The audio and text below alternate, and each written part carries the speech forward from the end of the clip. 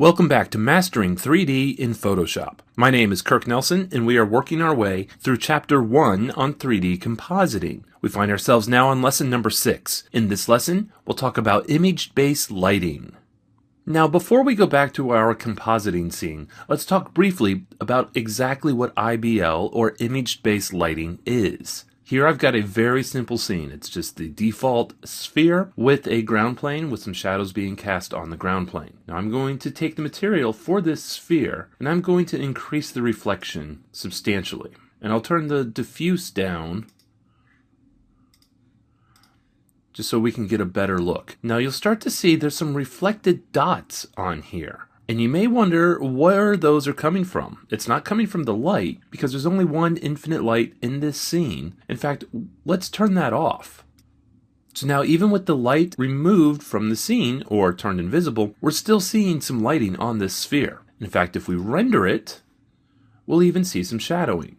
Now there's no need to let this render go all the way through, so I'm going to cancel it halfway. And we can already see there's some shadows being projected on this ground plane from this sphere. But there's no light in the scene. Well, actually there is. It's just not the regular light that you can see. Instead, if we look at this environment, by default, the IBL, that's image-based lighting, is enabled. There's also a default texture in there, where if we take a look at that, you can see it's just a gray background with several white spots in it. This is supposed to represent a type of studio lighting and creates a wraparound light that is then lighting the sphere. And we can see it in the reflection here because the reflectivity of that sphere is dialed up so high. This technique can create some really good lighting because it's using an image to cast the light. In this case, it's casting mostly darkness, but just some white from those spots. So for instance, if we change this image-based lighting texture, go to Replace Texture, and use our base setting, you can see how it's now being reflected as that light. Now you may think that this is just a reflection map. That's not it at all. This is the actual lighting that's being cast on this scene. So now if we render it, we get an entirely different result.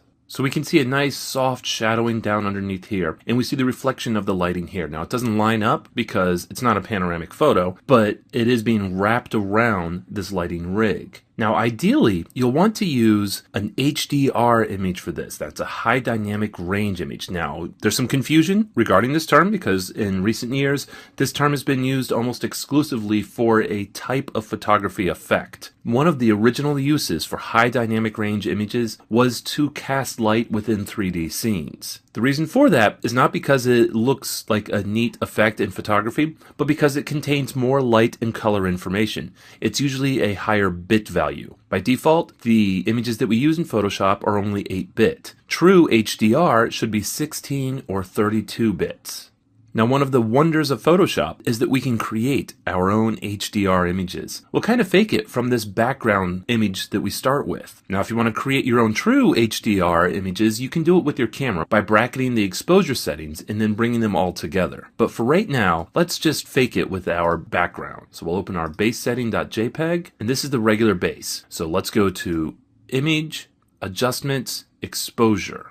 Well, first of all, increase the exposure by 1 f-stop. That brightens it up there. And we'll save this as base setting bright. Now let's do it again to create a darker one. But this time we'll go to the same exposure setting, but we'll decrease it by 1 f-stop.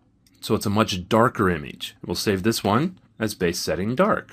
So now to create the actual HDR image, we'll go to File, Automate, Merge to HDR Pro. And then we'll browse for those files, base setting, bright and dark, and bring them into the HDR Pro sub-program within Photoshop.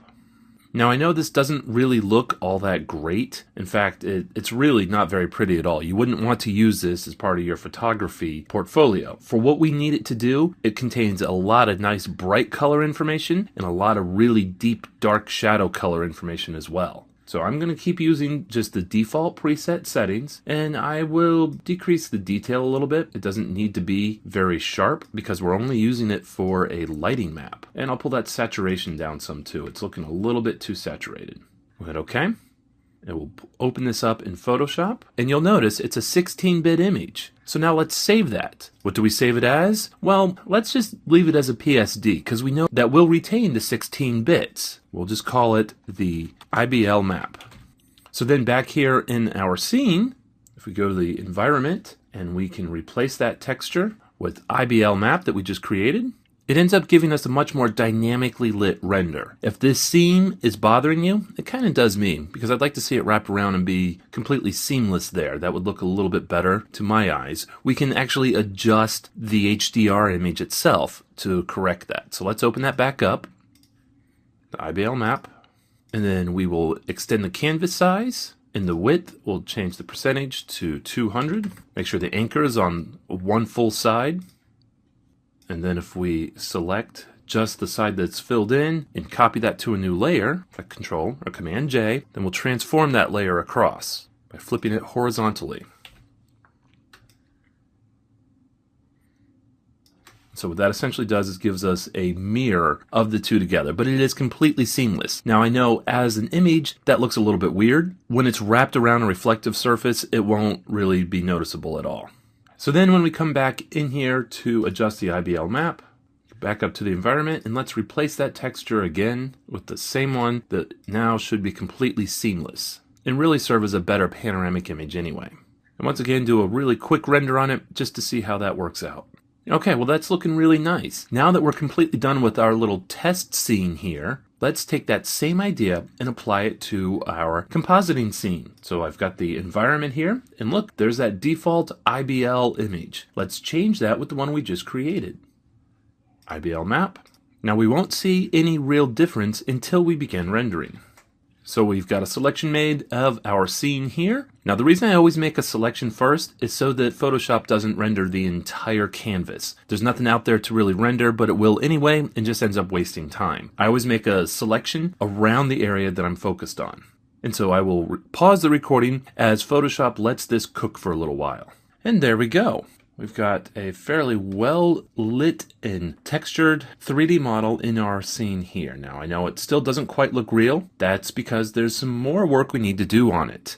It's very difficult to get a 3D render to look realistic right out of the gate. Often you have to use some post-processing, and that's what's coming next.